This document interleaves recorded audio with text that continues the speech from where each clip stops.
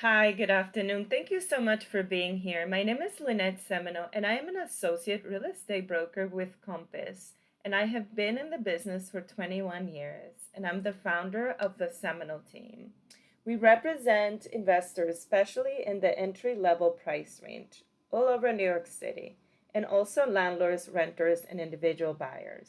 Today, I'm going to be speaking about a topic that's dear to my heart: how the Bronx has become an area where investors want to invest because the average investment for a multifamily is around 4 million.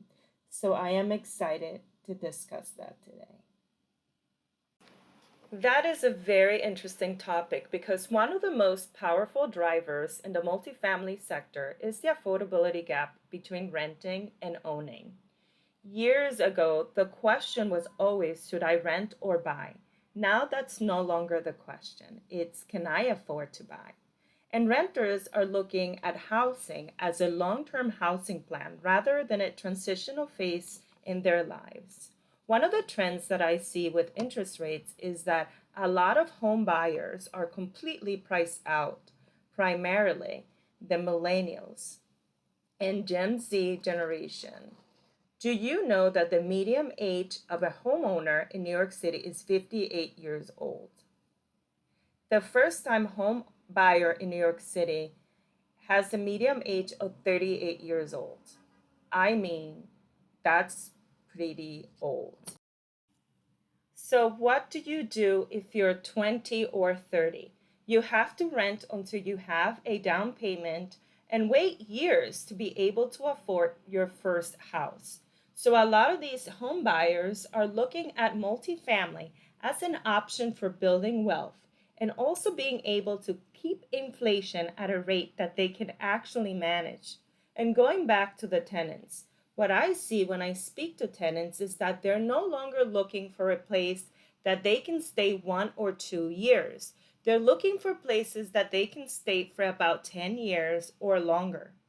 So, another behavior that I'm seeing is that they're looking for homes where they can have experiences and amenities, but they can stay longer and have a beautiful life. So, home ownership is the feeling they're looking for in the rental market. When I'm working with individual investors looking at smaller buildings, one of the amenities that we consider is a gym or even a bike room or a small yard because tenants are no longer comparing rents. They're comparing rents to a lifestyle. What am I getting for this rent? And you mentioned the importance of a workspace, which is one of the top must have for tenants. So many of the investors we work with look into amenities that they can build in their new properties. I wouldn't say that people are not buying because we had a very successful year with buyers. Most of them were cash though. People are taking money out of their investment portfolios and putting it into real estate because they can get a discount, taking a little longer for sellers to sell their properties, which creates a great opportunity for cash buyers to get a discount, which is now hovering around 4% at the moment. So if you can come up with cash, let's do a deal. So if interest rates go down, more people will enter the market, which will actually create greater demand. There is demand right now by cash buyers. I just saw that the interest rates didn't go down today, actually stayed the same. Interest rates today are 6.22%. So if they do go down, trust me, there will be more demand and prices will go up for sure. And even for buyers, being close to transportation is always the key. I can use the Q train as an example. I remember before there was the Q train, no one wanted to be on 2nd Avenue, 1st Avenue, or York because transportation was way too far. Now with the Q train, everyone is fine being on 1st Avenue in York, and many are now waiting for its expansion further north, which will open up better commute to East Harlem.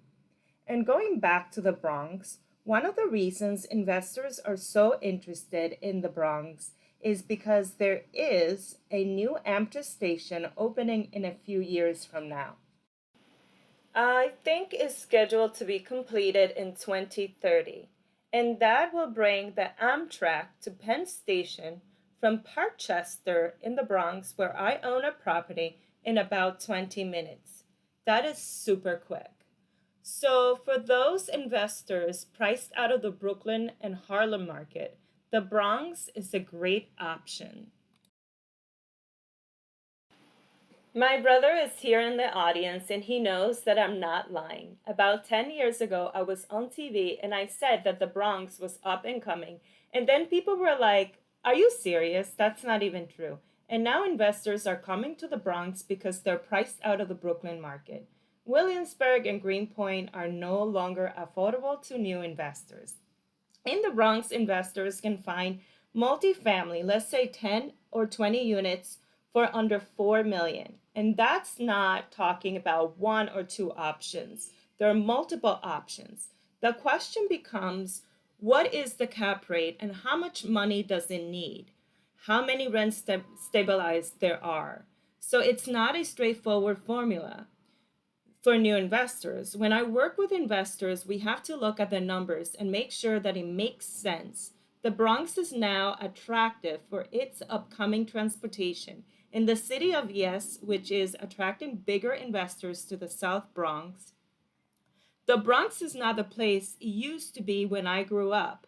People used to ask me how many times I saw a drug deal or was mugged or anything like that. That never happened to me, by the way. It's not my story. But it's not that place anymore. The Bronx is a place where businesses are thriving.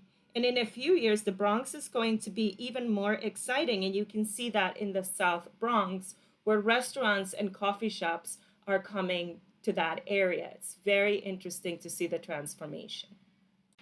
I also think that it has to be marketed to the right demographic because Midtown is not necessarily known for schools. So it may not be great for families or young professionals who are thinking about starting a family.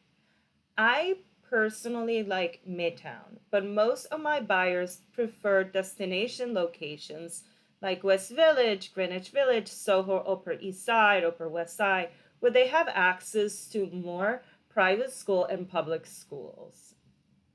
Well, if they go to a private school and can afford private transportation, then it makes sense to move to an area for better value.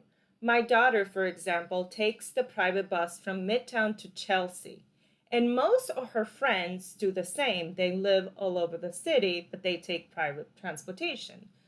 However, most buyers prefer to be walking distance to their kids' schools. We cannot talk about schools due to fair housing laws, for people always mention their preferences to us, and they're always looking to move near transportation and schools. So they always discuss that with us.